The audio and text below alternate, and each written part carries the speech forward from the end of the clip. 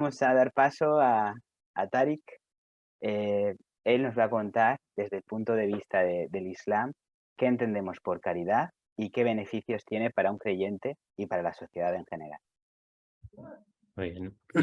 Bueno, muchas gracias, Eloy, y que la paz de Dios sea con todos vosotros y también con los Gracias. oyentes. Bueno, y también agradecer a todos los ponentes. Aprovecho también para daros las gracias a todos por vuestras palabras, porque me han parecido ciertamente muy interesantes. A ver, en el caso del Islam, ya de entrada el objetivo, ¿no? Y creo que esto es común en todas las religiones, el objetivo de nuestra vida, al fin y al cabo, es la adoración de Dios y el servicio hacia la humanidad, ¿no? Es decir, no puedes tener uno sin el otro. Pero en el concepto de la caridad, tal como se concibe quizás en el mundo en general, tiene un posible peligro, ¿no? Y es que sobre todo vemos en las sociedades occidentales de hoy que corremos el riesgo de que se ensalce las cualidades de la persona que entrega en caridad o que da limosna. Y por otro lado, además, también puede crear una imagen embarazosa o de humillación en la persona que la recibe, ¿no? El Corán explica el concepto de la caridad de la siguiente manera. Dice, y en su riqueza, refiriéndose a la persona creyente, hay una parte que corresponde al mendigo y al necesitado. Es decir, al que ofrece se le recuerda que lo que debe otorgar al pobre en realidad no le pertenece.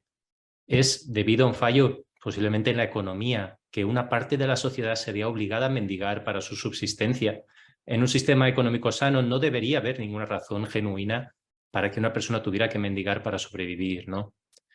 Y por otro lado, el mensaje que se transmite a quienes reciben la limosna o la caridad es que no han de sentirse avergonzados ni sufrir complejo alguno, pues de hecho Dios ha concedido el derecho fundamental de vivir de forma decente y de forma honrada. Así que todo lo que su aparente benefactor le ofrezca es su derecho propio, que por una razón u otra se ha transferido al donador, ¿no? Eso es principalmente lo que el Islam dice.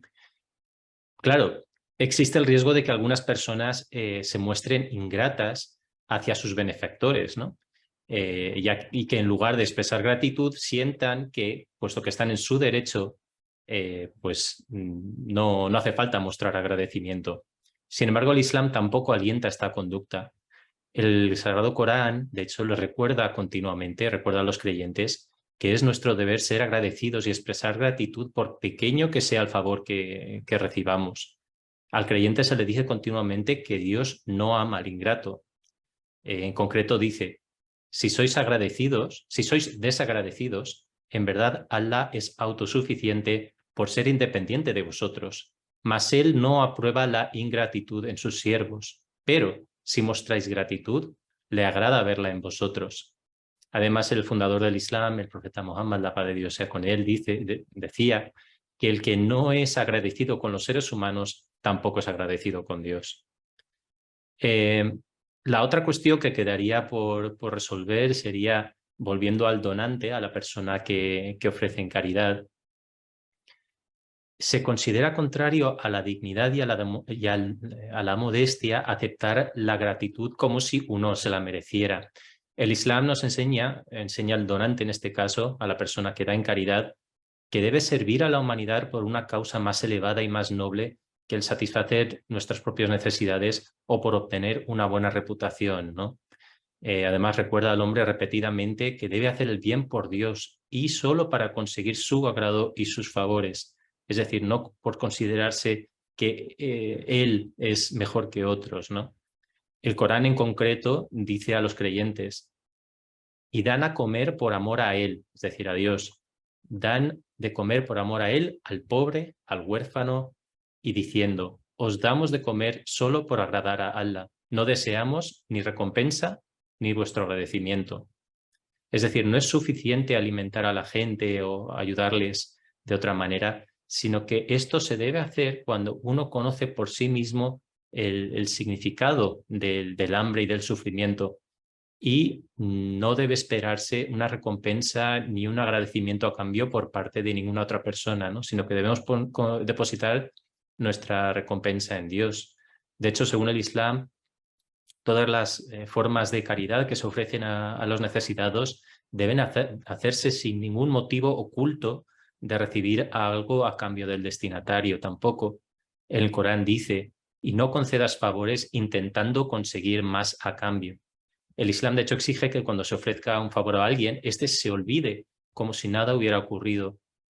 Por ejemplo, en el siguiente versículo se explica cómo de comportarse un creyente auténtico, o un verdadero creyente, un creyente sincero, por decirlo así, comparando la conducta correcta con la incorrecta. Dice, oh creyentes, no hagáis vanas vuestras limosnas con reproches y agravios, como aquel que emplea su riqueza para ser visto por los hombres y no cree en Allah ni en el último día. Es decir, el Islam lo que enseña es que debemos dar prioridad a nuestra fe sobre los aspectos mundanos de nuestra vida, y esto es lo que nos ayudará a nuestro desarrollo espiritual. De hecho, Dios dice que aquellos que emplean sus bienes en la causa de Dios, ¿no? por su agrado, son semejantes a un grano de trigo que da 7 espigas, y en cada espiga hay 100 granos, y Allah lo multiplica aún más para quien le place, y Allah es el magnánimo, el omnisciente. En conclusión, si lo que queremos es alcanzar ese objetivo en nuestras vidas, ¿no? Que es lo que la religión pretende, entonces debemos siempre ser conscientes de que hagamos lo que hagamos, sobre todo en este contexto, ¿no? En el contexto de la caridad, debemos hacerlo buscando el agrado de Dios y esperando conseguir su felicidad, y no hacerlo por ningún asunto de este mundo. Muchas gracias. Bueno, muchísimas gracias, Tarik. Gracias a todos nuestros ponentes. En nombre de nuestros oyentes, ha sido muy interesante.